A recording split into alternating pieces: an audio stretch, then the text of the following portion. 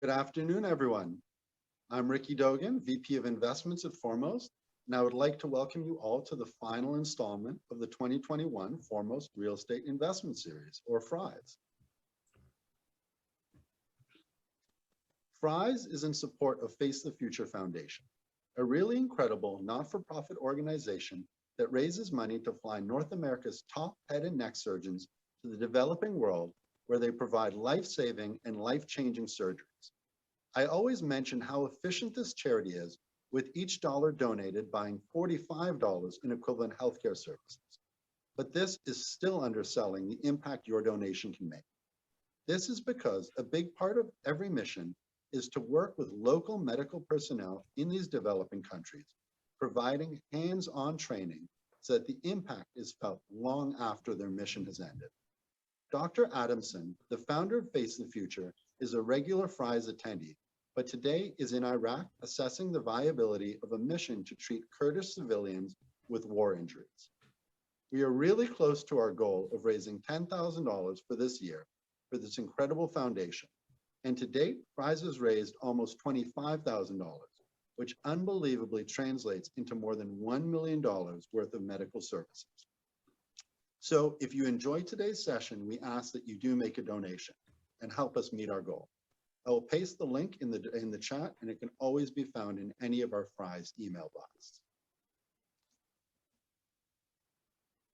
I also want to take a quick minute to thank our truly amazing sponsors, who are all making donations directly to Face the Future. The platinum sponsor for this year's FREIS series is NBC Managed IT Solutions. NBC is an award-winning security-first managed IT services provider. Since 2000, NBC has been helping Canadian businesses grow by handling their corporate technology needs through cloud solutions and managed IT services. They've been named one of the top 50 Canadian managed services providers by Cloud Tango for the second year in a row, and they have done a stellar job helping us navigate our IT requirements. The presenting sponsor for today's session is Brian Ginsler and his newly minted wealth management firm, Ginsler Wealth. His firm presents a new wealth management experience. They exist to serve successful families that embrace independence and the flexibility it provides. Families that want unconstrained wealth management solutions, and families that expect a higher, more personal level of service. Think of it as your wealth, unlimited. If this sounds like something that could be helpful to your family, reach out to us and we can connect you with Brian directly. And finally, thank you to all our amazing sponsors, NBC Managed IT Solutions and Ginsler Wealth, and to Equitable Bank, Ernst & Young, HSBC, and Evans Investment Counsel, who have been consistent and unflinching supporters of FREIS and Face the Future. It's my pleasure to introduce today's guest, William Green, who's an experienced journalist, editor, and author who has written extensively about investing for some of the most widely read newspapers and magazines, including The New Yorker, Time, Fortune, Forbes, the Los Angeles Times, and The Economist. He is also the author of Richer, Wiser, Happier: How the World's Greatest Investors Win in Markets and Life, which many of you have read or are currently reading. If you enjoyed today's discussion and did not receive a copy of the book, please let me know, as we do still have a few copies available. So without any further delay, please welcome our CEO, Evan Cooperman, and William Green. Thanks, Ricky. Oh, sorry. Please note you may have to click on your screen to change your view so you can see their video feeds. Okay, thanks, Ricky. Hi, William. Hi, great to see you. So thanks so much for taking the time to be with us today. When we made this ask and you heard it was for charity, you didn't hesitate to agree to participate, and you're a real mensch, and we're thrilled to have you here. So I have to admit, I had a tough time preparing for the session because your book is filled with so much wisdom. I've now read it. I have it here. I don't know if you can see all the bookmarks in it, but there's underlining. I've read it twice. And it truly is one of the best books I've read in a long while. It's kind of like being in a kid in a candy store of ideas. And it's a bit daunting to figure out how we're going to get those key ideas across in less than 1 hour. But nonetheless, we're going to do our best to try. Everybody on the call, I highly recommend that you read the book. You definitely will learn something from it. So to set the table, just before we ask you some questions, I want to highlight a few things you said in the introduction to your book. So you say, one of the best reasons to study investors spotlighted in this book is so that they can teach us not only how to become rich, but how to improve the way we think and reach decisions, which I think is very important. And we can learn from the way these legends manage their time, construct a calm environment in which to think, whom they hang out with and steer clear of, how they guard against biases and blind spots, how they learn from mistakes and avoid repeating them, how they handle stress and adversity, how they think about honesty and integrity, how they spend money and give it away, and how they attempt to build lives imbued with the meaning that transcends money. And that's really what struck me about this book, was not only that you highlight keys to investment success, but also how to structure our lives to be congruent with our values and our passions. And that's probably just as powerful, if not more powerful than the investment idea. So I don't want people to think about this book only as an investing book. I think this is a life book. So maybe we can just take a quick minute to get to know you, so people can get to know you. So can you tell us a little bit about you and how you came to write such a wonderful book? Sure, absolutely. First of all, thank you so much, all of you, for being here, and thanks for inviting me. I've been reading about Face the Future, the Face the Future Foundation, and it's pretty humbling when you see the extraordinary work they do. So I'm privileged to get to speak to you, and in some small way I hope to help the organization. So thank you. It's an honor to be here with you. So yeah, in some ways I'm the most unlikely person to have written this book, because as I say at the start of the book, I knew nothing about business. I knew nothing about investing. I knew nothing about finance. I never took an accounting class at college. I barely made it through math after the age of about 15. I mean, I'm in some ways, I was a quintessential liberal arts student. I went to Eton, where, generations of posh Englishmen went, people like Boris Johnson and David Cameron, and you could specialize in England very early. So for me, it was just obvious from the age of about 9 that I was going to be a writer. So I was obsessed with English literature. I went to Oxford and studied English literature. All I wanted to do was be a famous novelist or screenwriter. And then, much to my surprise, I moved to New York when I was about 21. And the New York Times would arrive, and I literally would just rip out the business section and jettison it immediately. I was only interested in the book section and stuff like that, and politics and international news. So I sort of regarded the world of money and finance as slightly tawdry and vulgar. I was like, all these crass people who work on Wall Street and all they care about is getting rich. And then there was a sort of cosmic joke, I guess, where when I was in my mid-20s, I suddenly became obsessed with the stock market. And what happened really is that my brother and I had owned an apartment together in London, and we sold the apartment.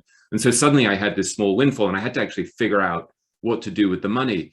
And because I knew I was going to be a writer, I knew I wasn't going to become fabulously rich off writing unless I had some sort of lightning strike. So it really mattered. This was money that I needed to be smart about. And so I started studying the stock market obsessively, reading about funds and stocks. And I just became obsessed with it. And I think one of the reasons is that I'm slightly lazy by nature. And I thought, this is the most amazing thing, where if you think well, you can outwit the crowd, and you can become financially independent and financially secure without having to work for a really annoying boss who tells you what to do. And so there was kind of this fantasy of independence and freedom coming from the idea of thinking well. But what put me in such an unusual position was that because I was a journalist, writing for things like Forbes and Fortune and Money and later Time magazine, I could actually go interview all of these famous investors. And so I started interviewing people like Sir John Templeton or Jack Bogle or Peter Lynch or Michael Price or Bill Ruane, all these amazing investors who didn't really talk that much to the press. And I would do things like I would go off and spend a day with Sir John Templeton in Lyford Key in the Bahamas, this guy who was probably the greatest global stock picker of the 20th century.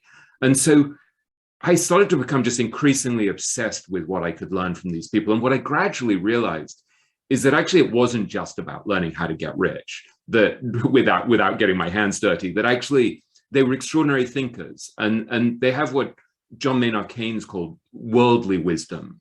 And so there were people who were thinking very deeply about some of the most important questions that all of us face in life, like if the future is unknowable, how the hell do you make good decisions about the future, which affects everything that we do, whether it's where you move, where you live, who you marry, how you invest, what career you do, or how do you deal with setbacks? How do you deal with adversity? How do you deal with failure? How do you deal with the periods in your life where things don't work out well? And so I started to study these people and think, God, they're an amazing filter for thinking not just about investing, but actually thinking about life. And so what I've done in this book is look back over the last 25 years of interviewing more than 50 famous investors, I would say, over hundreds of hours, and trying to distill in as helpful a way as possible the most important lessons. So it was a little bit of a crazy, gargantuan task. And I sometimes look back and I think, what kind of moron would actually have tried to do that? It was sort of an impossible feat. And now looking back, I can see why it took me about 5 years. Well, it was, I mean, it is a gargantuan task, because trying to absorb it and figure out, there's so many good messages. So we'll try and sort it out in some of the themes. The first one I wanted to focus on was positive thinking, because, so one of the things I loved about reading the book is you bring an almost spiritual approach to the analysis of these talented people, and you were open to the ideas about life that considered the whole person, not just the investor. And so with Templeton, which I think you interviewed him quite a long time ago, and you commented on the fact that at the time, you may not have fully appreciated his focus on positive thinking and on banishing negative thoughts. So I was hoping maybe you can expand a bit on that, because positive thinking seemed to pervade the book across a number of investors. Yeah, I went to visit Templeton when he was about 86, which is maybe 20 years ago. And it was at a time, I guess this is during the dot-com bubble.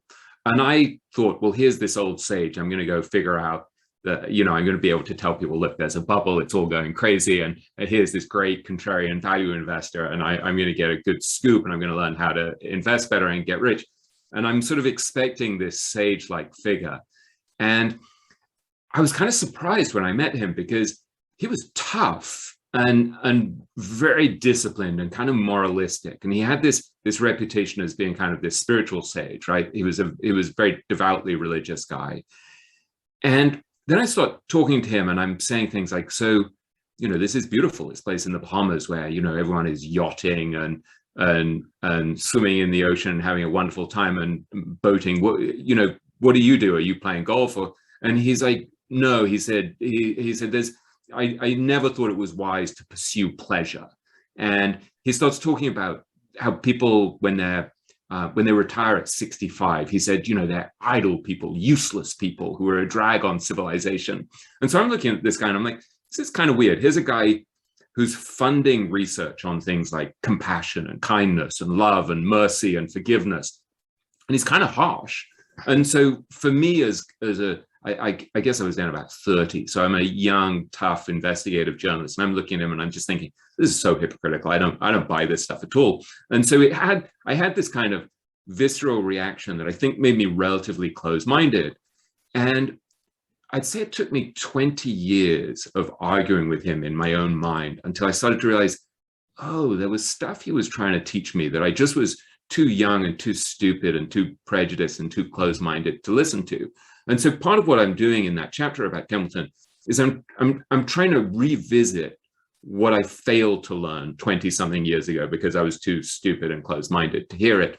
And one of the things that I realized is that this stuff that sounded very unforgiving and very stern and slightly humorless to me was absolutely central to his success. That part of what Templeton did is he gained control over his inner landscape, over his mind. And he was extremely self-controlled in every area. He was thinking about how to use his time in a very powerful way. So he would say, I remember someone I interviewed about him telling me that the first time he met Templeton said, yeah, be here at 4:02 p.m. because I got another meeting at 4:13 p.m. And so I was thinking, God, what a maniac. Like, who would do that, right? And he was a billionaire who would use scraps of paper that he would staple together to make a notebook. But what I realized gradually is he was extremely self-controlled about everything, not only about his time, but his money, which he regarded himself as a kind of custodian of wealth rather than it being his. He was a sort of temporary custodian of God's wealth, I guess he would see it. And he was equally stern, I would say, in focusing on what he would describe as thought control. And so he would, for example, if he had a negative thought, he would sort of discard it to the oblivion from which it came. I mean, he wanted only to think about positive things, about thanksgiving, about gratitude for his own life. And I, in those days, would have thought that was kind of a form of denial. I was a writer. Writers have focused on a lot of the negative stuff in life, on what a mess life is. And here was this guy who was saying, no, you should banish thoughts of anger and doubt and worry and guilt and fear and hatred. And when I look back now, I just realized, well, he was right. I was wrong. I was an idiot. And so I often find myself now, because I've become, in those days, I would say I was somewhere between an atheist and agnostic. So I was very skeptical of him. And I gradually have become more and more spiritual. And as I become more spiritual, a lot of what you're doing is try to gain control over your thoughts and your inner landscape. And so it's kind of this joke that now I think of Templeton looking down on me from the upper world and sort of laughing and being like, really, you're doing that now? That's what you're focusing on? But I was thinking of it this morning, because literally, I mean, there are certain things I say to myself every day that I think he would approve of. There's something I say to myself. I'm from a Jewish background, but I'm obsessed with all sorts of different forms of spirituality. But there's a beautiful phrase that I think comes from the Zohar, this ancient Aramaic text, that I say pretty much every morning, which is katonti mikol hachasidim, which is basically saying, I'm overwhelmed by all of my mercies. Katonti, katan means small. So it's like katonti is I'm made small, I'm humbled. And kol, mikol is all. And hasadim, chesed is mercy. So it's like, I'm humbled by all of the blessings in my life. And what I've realized gradually as a less cynical 53-year-old is that if I tell myself that over and over again, every day for years, I'm kind of rewiring my mind so that instead of focusing on what I lack and instead of feeling sorry for myself or feeling like, God, I can't believe this person just made, 50 times his money on Bitcoin. And what about, I'm constantly impressing on my mind, on my consciousness, the idea of how fortunate I am in life. And that's just one very tangible example of how I've come to realize that Templeton was so much smarter than me, but not so much intellectually smarter. He was also a hell of a lot wiser than I was. And so in some ways, the lesson for me is to be more open-minded and to think, well, here I am judging him through a particular filter, as in those days, a 30-year-old, and with my particular set of prejudices and biases as a kind of agnostic English Jew who kind of grown up thinking, well, if there's a God, it must be kind of a hostile God because the world is pretty screwed up. And gradually coming to a point later on when I'm like, I didn't know anything, and if I can just focus on transforming my inner life, I'm going to be much happier and probably a much better person. And I can see that for Templeton, this was hugely important because, for one thing, he lived through these periods like World War II, where he made this enormous contrarian bet when many people thought the world was going to come to an end. And I said to him, was it helpful that you had religious faith? And he said, yeah. He said, I never was depressed or despairing. And likewise, he lost his first wife in a motorcycle accident when they were really pretty young. He was left to raise 3 children on his own. And so I think his ability to take control of his inner landscape, to win this mental game, to master not only his money and his time, but his emotions, was absolutely central, not only to him being financially successful, but actually to having a truly successful and abundant life. Right. Okay, so that you touched on a whole bunch of things that I think pervade throughout the book, so we'll probably come back to them. I mean, you had me wanting to skip to the epilogue, but I'll save it. But so just we'll shift gears a little bit. You interviewed Howard Marks, who's a legend in the investing circles. His firm Oaktree, I think, has in excess of $120 billion in assets. He puts out a great memo that is a must read for people in asset management. Are you able to share some of the key lessons you learned from speaking with Marx? Sure. In some ways, the most profound and life-changing lesson for me that I learned from Howard Marks is one that he learned as a student, where he went to Wharton, and he was a surprisingly good artist for someone who was obsessed with finance. And he signs up for this class in fine arts, and there are too many people, and the teacher just goes around and he says, all right, tell me your name and what you're studying. And he says, Howard Marks, finance. And the guy says, you're the first to go, and kicks him out. So suddenly Howard is like, oh my God, what am I going to study? And so he signs up for a class in Japanese studies and Japanese art and culture. And he discovers this Zen Buddhist idea, this word mujo, which basically translates as impermanence. It's basically this idea that everything is changing all of the time. And this has had a very profound influence on him in every area of life, because if you think about it, the market and the economy are a perfect example of impermanence. We think of a period, for example, he talked about, I interviewed him during the COVID period when I was fact-checking my book in the early days of the COVID period. And he said, look, there wasn't a single economist who was predicting a COVID disruption of the economy. It's a perfect example of how little we know about the future and how much the economy, the market, our culture, everything is changing constantly, all of the time. And so Howard's conclusion from this is really profoundly important, not only in investing but in life, where he said, well, look, if the only constant is impermanence, if we know that everything is changing all of the time, you have to A, expect change, and B, accommodate yourself to reality as it is. You can't just say, I'm a master of the universe, to use the phrase that Tom Wolfe used in Bonfire of the Vanities. It's like, we're all just little cogs in this machine. Things are changing all of the time. And so you have to fit into the world and adapt to certain circumstances. So this sounds kind of airy-fairy and very vague and highfalutin, but it actually has very profound implications in every area of our life. So if you think about it in terms of the stock market, you can't really predict the future. Everything is changing so fast that Howard would say, look, I don't know what variants there are going to be, what drugs are going to come along. We couldn't have predicted that the stock market would have surged to such an incredible extent during this crazy tumultuous period. So you have to accept your own limitations for a start. You've got to say, I need to be humble, both about my limitations in terms of what I can see of the future, but I also need to be humble about my vulnerabilities. Instead of thinking I'm this great man who's figured everything out and understands the direction of the future, I have to say, look, I can't forecast the future. I don't know what's going to happen with inflation. I don't know what's going to happen with interest rates. I don't know what's going to happen with the growth of the economy. I don't even know if the stock market's going to go up or down. I have no idea about these very fundamental things. But that, curiously, is not disempowering. Once you realize how little you know, you can focus on what you can know.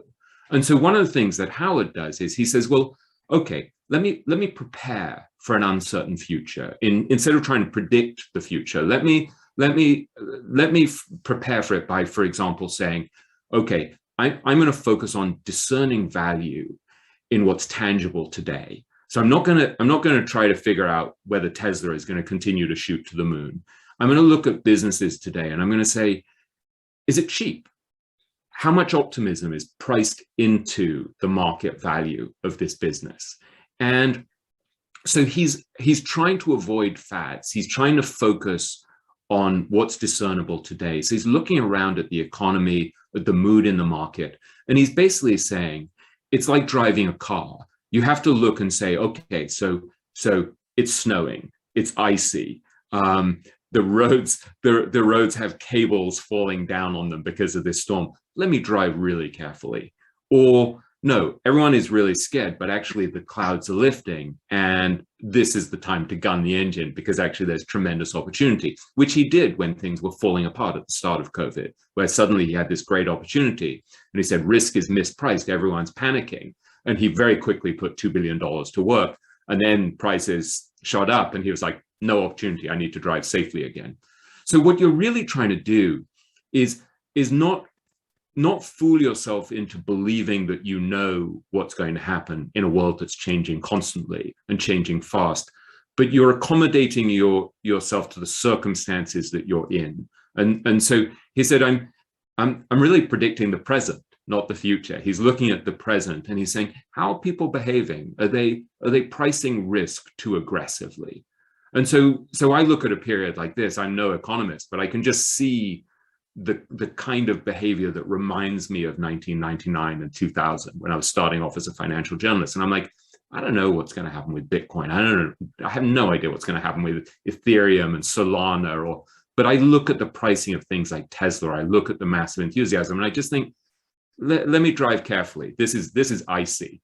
Let me accept my limitations, and let me prepare for a future that actually I know is pretty unpredictable and uncertain. And that mindset is very much inspired by that original lesson about Mujo and impermanence that Howard learned, 50 years ago as a student at Wharton. Right. Well, and it definitely does help when it comes to risk management and how you think about the world. It certainly helps. And one of the things that I remember reading was they don't have economists on staff. They don't try and predict economic trends. And I found another theme between these investors is they've found ways of eliminating the noise.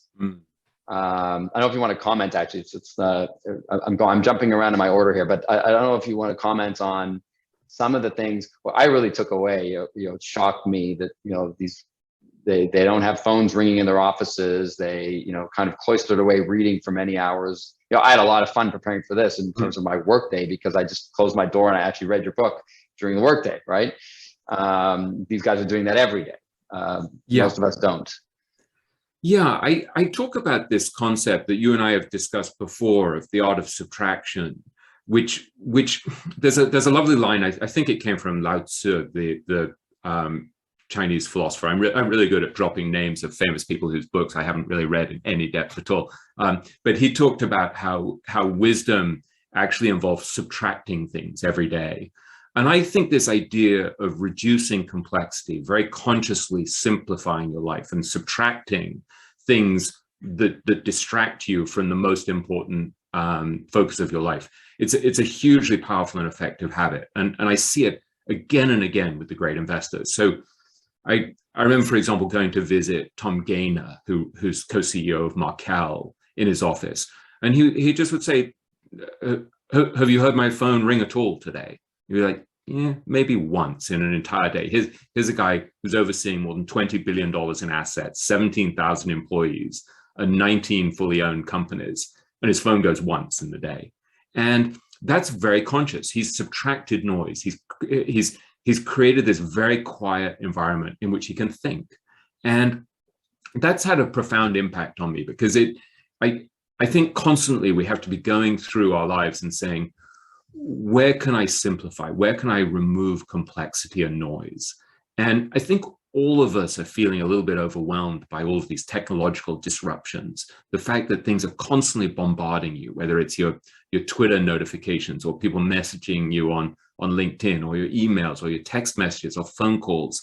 And my heart rate goes up as I'm saying this. And so for me, a lot of the question is, if I want to think better, I need to be more like the greatest investors and remove that complexity. And I think of someone like Bill Miller, who I've spent an enormous amount of time interviewing over the last 20 years, who was probably the greatest mutual fund manager of his generation, legendarily beat the market 15 years running.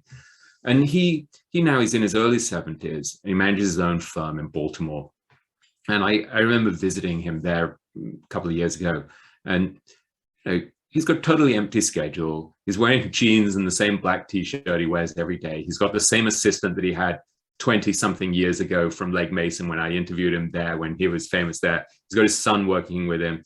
He's got no board of directors. He's just simplified everything. And so all he's doing is thinking about this one question of how do I add value for my customers this month?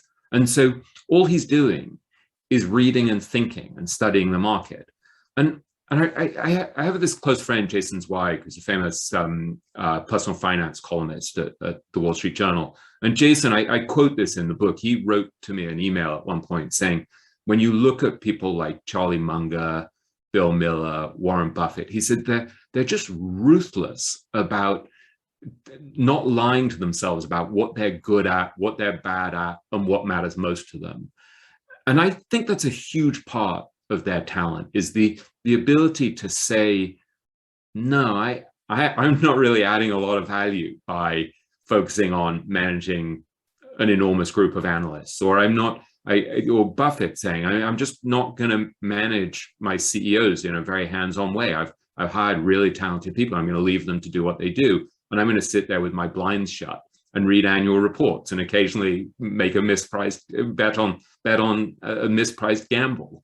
And so I think if there's a takeaway for the rest of us, it's just to really ask yourself very consciously, what am I best at?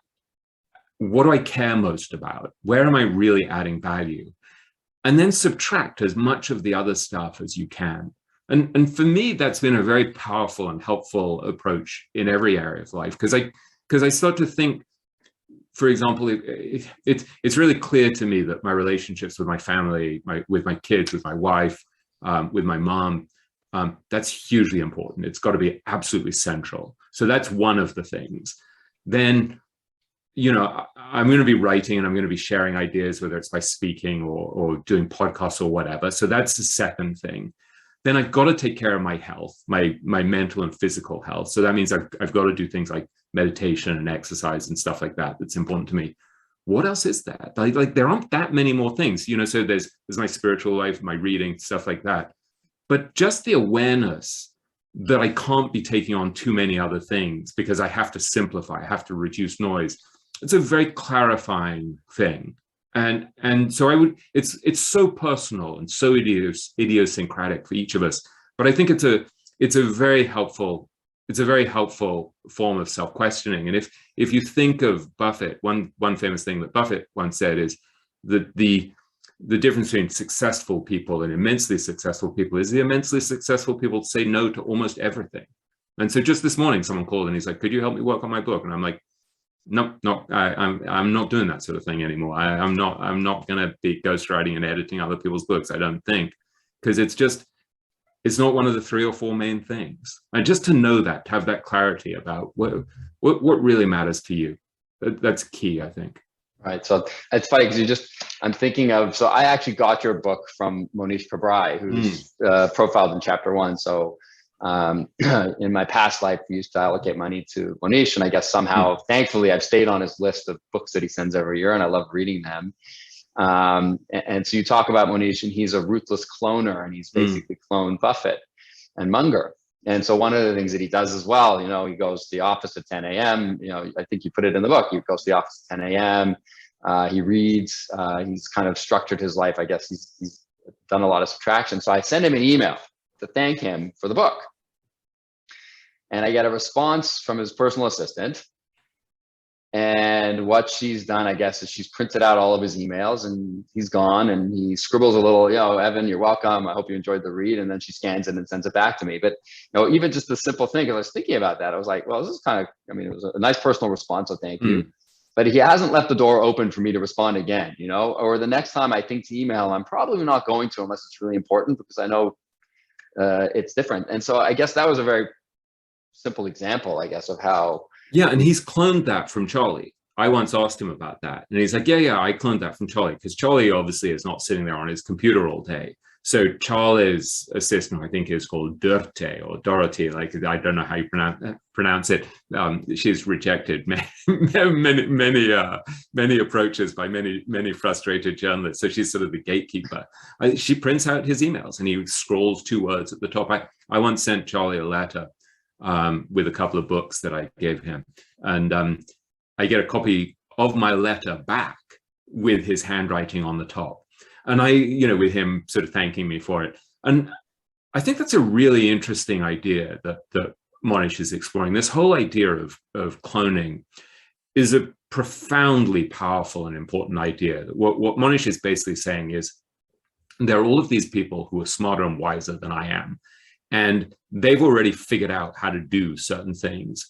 And instead of me trying to reinvent the wheel, let me just replicate with tremendous attention to detail what it is they figured out. And what's interesting is Monish is doing this in every area of his life. So he's doing it with something like that, but he's also doing it in more philosophical ways, where, for example, he's saying to himself, well, Buffett lives by an inner scorecard, not by an outer scorecard, and so does Munger. They're saying, well, I don't really care what people think of me. I'm going to live in a way that's true to my own high standards. And so Monish applies the spirit of that idea of living by an inner scorecard. And he says, well, I'm not interested in the mumbo jumbo of talking to my shareholders frequently or having meetings with shareholders, with prospective shareholders. So he's like, I'm just not going to do it. And he said, if that means that I sacrifice millions of dollars a year in fees, that's just fine, because I'm structuring my life. So I go into the office wearing shorts and a t-shirt, so I look like I'm about to have a stroll on the beach. I read all day. I reply to people I like. You know, I mean, he's incredibly well read. He goes on bike rides the whole time. He plays racquetball a few times a week. And so he's structured his life in a way that's profoundly true to who he is. And I think some people, when they read my account of how he does that, will be absolutely horrified, because he'll literally, he said to me at one point, look, after I have a lunch with someone, I'll say to myself, did I enjoy that lunch? And he said, if I didn't, there will never be another lunch with that person. And I remember sort of saying to him, oh God, like, I hope you're going to talk to me again. And he's like, no, William, I don't have any problem with you. But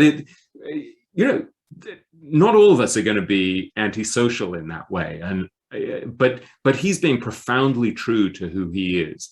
And that, it's easier to do that when you're extremely rich. But I actually think one of the reasons why he's extremely rich is because he knows who he is, and he knows what matters to him most. And he lives in alignment with who he is.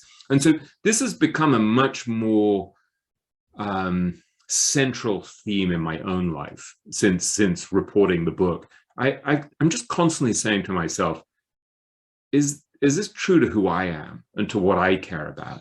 And it's very clarifying. And so I remember, for example, when I lived in London a few years ago, I was editing the European edition of Time magazine. And then I got laid off. And so I had to decide, God, so how am I going to live? Like, because Time magazine was paying for me to live in this incredibly ritzy area. And my kids were at ritzy private schools. And then I was like, well, I can't take my kids out of private school. I'll keep them there and I'll go live in another beautiful home. And so I rent another beautiful home, and I would look out and I would see everyone with their Maseratis and their Ferraris and stuff. And for a writer, actually, it's pretty depressing if you're benchmarking to look at all of the sort of, you know, the billionaires living in London, living that way. And so when I moved to New York, I live in Westchester, about 45 minutes outside New York. I very consciously moved to an area that's beautiful, but it's really not ostentatious. And, you know, I walk my dog to the pond nearby, and I walk past some very modest homes. And in some strange way, it actually makes me happier than when I was living in the poshest area of Belgravia in these beautiful old white stucco houses. And so some of it is just really being honest with yourself and saying, what's true to me? What's going to make me happy? You're playing your game, not trying to have your game defined by everyone else. And I think that when I look at people like Monish, I think he's been extraordinarily skillful at doing that, at deciding this is my game. And so even though he's cloning people like Warren and Charlie very carefully, he's cloning the spirit. He's not saying, let me just replicate everything they do. He's cloning it and saying, let me replicate it in a way that's true to my skills and my talent and my circumstances. And that's a very important nuance. So you're trying to learn the best that other people have already figured out, but in a way that's true to you. Right. And that was really one of the key messages that I took away when I try to explain your book in a brief sentence, is exactly that. It's not only about investing, it's about how to structure your life to be in congruence with your values and I guess your strengths or your aptitudes. So I'm going to jump into, you mentioned Tom Gaynor. So you have a chapter called High Performance Habits. And this one really resonated with me because this whole year, the theme at Foremost has been positive daily compounding. Huh. And so the staff all laugh at me because I told them at the beginning of the year that I was going to lose a certain amount of fat over the year. And I told them what the percentage was and what my goal was. And so it's going to be pretty embarrassing if I don't hit it. But the whole idea was that instead of going on a crash diet, I was going to just try to do it with positive daily compounding. So small little bits every day. Then I read this thing that you've written about Tom Gaynor, and there's the concepts of aggregation of marginal gains and being directly correct, which I thought was phenomenal. So do you want to maybe tell everybody about that? Sure. I start the chapter about Tom Gaynor in this way that can seem very very kind of jokey and superficial in a way, because it's literally talking about Tom Gaynor's diet, where when he started off in the investment business, the Tom, as I mentioned before, is co-CEO of Markel, which is this Fortune 500 holding company with insurance and financial interests all over the world. Powerful and impressive company. Where he's worked for decades. So when he started there, I think in his 20s, he's now in his 50s, he weighed 190 pounds. And gradually, because like me, he's kind of built to sit around and read and think rather than to do ultra marathons in the desert. His weight went north of 200. And so at a certain point, he said, okay, I'm going to lose 1 pound a year for 10 years, over 10 years. And you could say that that's absurdly unambitious. But if you think about it, the average middle-aged man, as I can attest personally, puts on a couple of pounds a year every year. And so what I was trying to hint at there that Gaynor talks about very eloquently is that small advantages and small disadvantages add up over time. And so these little things that seem really unimportant on the day turn out to be profoundly important over decades. And I think there's something about human nature, because we're kind of pleasure seekers, right? We want the dopamine hit in that moment from seeing whether someone liked our thing that we shared on social media, or did someone reply to our text, or yeah, there's another donut there. Yeah, let me go for the second donut. It's very, very hard to focus on the overwhelming long-term benefits of small, marginal, incremental improvements sustained over time. And if you think about it, I mean, I'm no scientist by any means, but if you think about the power of evolution as one of the most profoundly important forces, if not the most important force in nature, we know that things are constantly evolving, right? You need to sort of position yourself so that you're constantly I think it was Peter Kaufman, a friend of Charlie Munger's, a very brilliant guy, saying that it's dogged incremental improvement over time. And so the way I describe Gaynor is as the king of constancy. And so Gaynor has all of these little habits that don't seem like much on the day, but over decades have turned out to be unbelievably powerful. And that's been the case not only with his diet or with his exercise but with his investing and the way he runs his business. So he would say, for example, I have 4 filters that I use to analyze every single company. And he just uses these 4 very intelligent filters again and again. And one of the most important is he wants companies that can reinvest capital at a positive rate of return and can keep doing it over and over again. And he realized that that's probably the most important of his 4 things. But he's compounding other things over time. So to borrow a phrase from my friend Guy Spear, who manages this fund, the Aquamarine Fund, Guy talks about compounding goodwill. So Guy is constantly doing acts of kindness all over the place, just constantly helping people. I thank God I'm the beneficiary of this hundreds of times over the last 20 years. And Guy's view is partly because of what Robert Cialdini writes about reciprocation, that when someone's kind to you, you want to reciprocate back. And so Guy, somewhat cynically early in his life, thought, well, if I'm just kind to everyone and I just am constantly helping people, I'm going to be more successful. It's going to be great. And then gradually, because he kept acting in this way over time, he started to just feel so much happier because he was constantly helping people and have better and better relationships. And he became addicted to the good feelings engendered by compounding goodwill. But these are all just little examples of ways in which small actions compound over time, whether it's you meditating 12 minutes a day or exercising 150 to 200 minutes a week, with some of it in a moderate intense range. These things that seem like nothing on the day become overwhelmingly powerful over time. And so I think if you understand that principle, it changes everything, because you start to say, well, let me find a few habits that are directionally correct and that I can sustain over time. And that changed everything for me, because suddenly, instead of my thinking, oh God, I've got to be great at this and great at this and great at this, which I tend to do because I'm sort of obsessive and somewhat self-lacerating and self-critical, I could say, well, no, if I can get on a Peloton bike 4 times a week or something like that, even though I hate exercise, it's going to make a profound difference to my stress levels, my happiness, my blood pressure, all of these things. And it's directionally correct. And yeah, I know I ought to be doing weights as well. And yeah, I know I ought to be stretching, but at least this is directionally correct. And what Tom Gaynor said to me, Tom has a great deal of practical wisdom, and he's not only very highly intelligent, but actually wise. And he said to me, look, I'm radically moderate. And he said, if I'm radically moderate and I do stuff that's directionally correct, if I'm not trying to optimize, but to satisfy, he said, it's actually much more sustainable. He said, people tend to get themselves in trouble being extreme.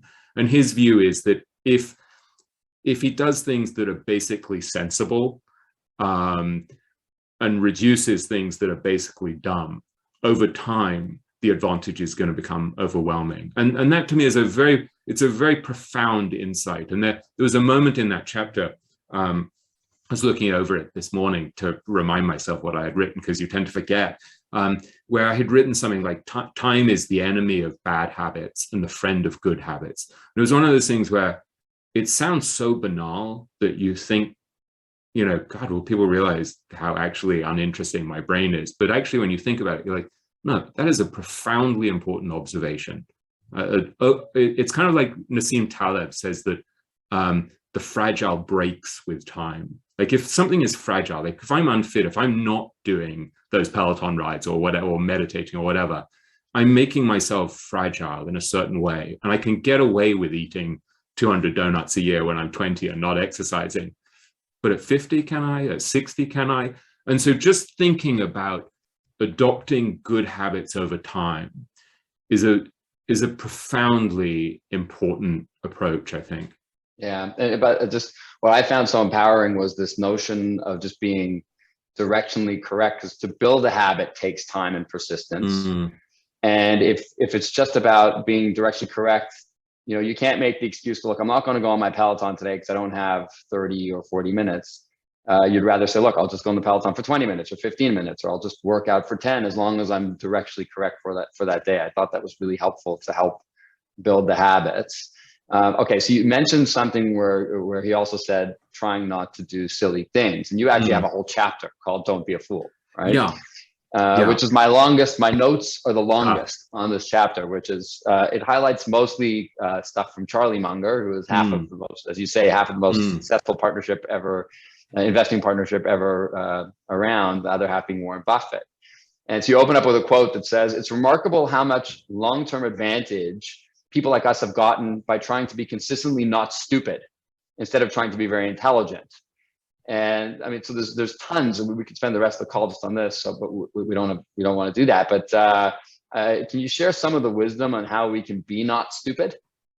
Yeah, this idea strikes me as one of the most important, profound, and practical lessons that you can learn from the great investors. And when I went to interview Charlie in Los Angeles, I didn't have much time with him. And so I knew that I had to focus on one really critical theme. And so the first thing I said to him is, I regard you as the grand master of stupidity reduction. And I was asking him, why is that so much of your focus? I mean, he's one of the cleverest guys on earth, right? He's the guy who Buffett, who's not exactly stupid, says has the best, I think, 30-second mind of anyone in the world. He said he can cut to the essence of everything in 30 seconds. He knows the answer before you even finish the question. And so you have this genius who's totally focused relentlessly on reducing what he calls standard stupidities. And what Charlie said to me is, the reason I focus on it is really simple. It works. He said, it just works. And so he said, yeah, you can solve problems solve a problem forward by saying, okay, let's say you want to be a great investor. You can say, let me study all of the great investors and figure out what they do, and then let me do that. But he said a more thorough way to solve the problem is also to solve it backwards. And so you say, how could I be a terrible investor? And so you invert. He's taking a mathematical concept from this guy, Carl Gustav Jacobi, who said, invert, always invert. So he's saying, if I want to figure out how to be a great investor, let me ask first how to be a terrible investor. So you think, for example, of all of the ways that regular investors screw up. So, for example, they believe that they can predict where the market is going, which if Charlie can't and Howard Marks can't and Warren Buffett can't, I sure as hell have no idea whether the market's going up or down. So you just say, okay, well, I'm not going to do that. I'm not going to make predictions. And if pundits want to pretend that they can predict where inflation is going and where the market is going, good luck. Let them make money off selling their idiotic predictions, but I can't do that. So I'm just not going to do that. They rent stocks. Bad investors constantly are trading in and out of stocks and funds, so they don't invest for the long term. So you say, okay, well, let me not do that because I know that's a standard stupidity. They buy cyclical stocks at the top of the market. So they say, as Charlie said to me, they'll assume that because a particular business has been going great, it's going to continue to go great. And they forget that it's cyclical. And he said, and Wall Street will sell them any old crap because they just want a commission. So you have to say, well, no, as Howard Marks would say, it's a pendulum. So this pendulum can swing back. So if one part of the economy is doing really well, it's probably not going to do so well in the next period. So Charlie is looking at all of these standard stupidities and saying, well, let me not do that. And the beauty of this is that, again, as with all of these principles that I'm writing about, they apply not only to investing, but to life.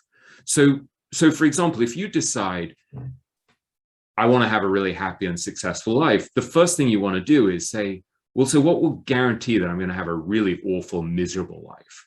So think about the things that Charlie, for example, talks about avoiding. So Charlie says, I know that emotions like anger and envy are just going to ruin my life. He says, envy he describes as the dumbest of the 7 deadly sins because, it's not even enjoyable. And so he's like, I'm just not going to do things like envy. I'm not going to do anger. And he said, one of the things that he would talk about is not staying down after setbacks. He's like, you have to bounce back from setbacks. They said, he lost his first child to leukemia. And he's like, I can't compound the misery of the loss by feeling sorry for myself. He's like, it goes back to what Templeton was saying. Munger has tremendous resilience. I mean, he's 97 years old and facing failing health, and he's lost an eye, among other things. And he said, look, it's a very helpful habit to look at life as a series of adversities that give you an opportunity to behave well or badly. That's a very profound insight from a remarkable thinker who's distilled a lot of practical wisdom over 97 years.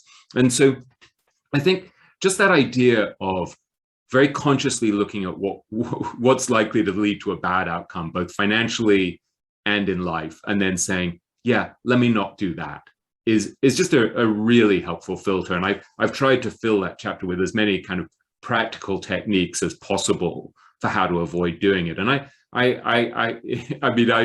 not trying to be self-congratulatory. I was trying to gather them for myself as much as for anyone else. I would go through them and really think like, yeah, how do I apply that? How do I make sure that I'm not letting my emotions get the better of me and wreck my judgment? How do I make sure that I'm not letting my biases and prejudices get the better of me?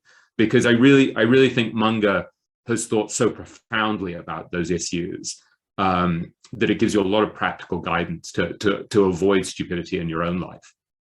Right. I was just looking. It's funny because it seems cutesy, but it sounds like he actually does view the world through this lens. And think about it, because like I was reading one of the quotes in my notes, I wrote, he disdains the tendency to view oneself as a victim, and he has no patience for whining. When asked if he has a process to diffuse self-defeating emotions, he replies, I know that anger is stupid.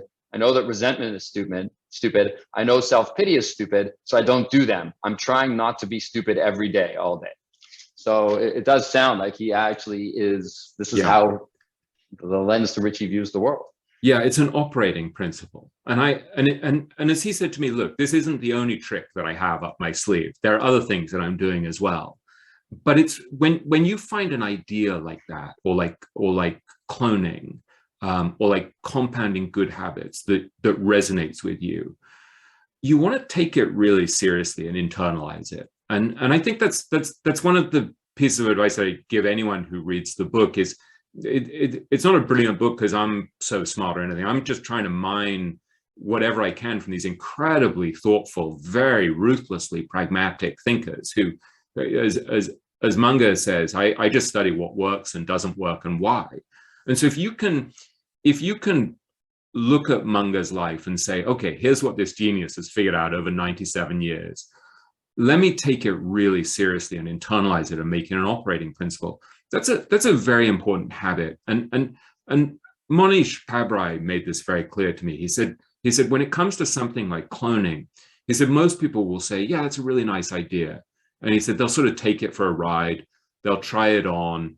They like it, and then they move on to something else. And Monish, who's full of expletives, will be like, they have no effing idea. He's like, these stupid people. He's like, that doesn't work. He's like, when you find an idea like this, you go 1,000% on it. And I think it kind of goes back to what we were saying about Buffett saying that the most successful people will say no to almost everything. When you find a good idea, it goes back to what Munger would say, where Munger says, take a simple idea and take it seriously.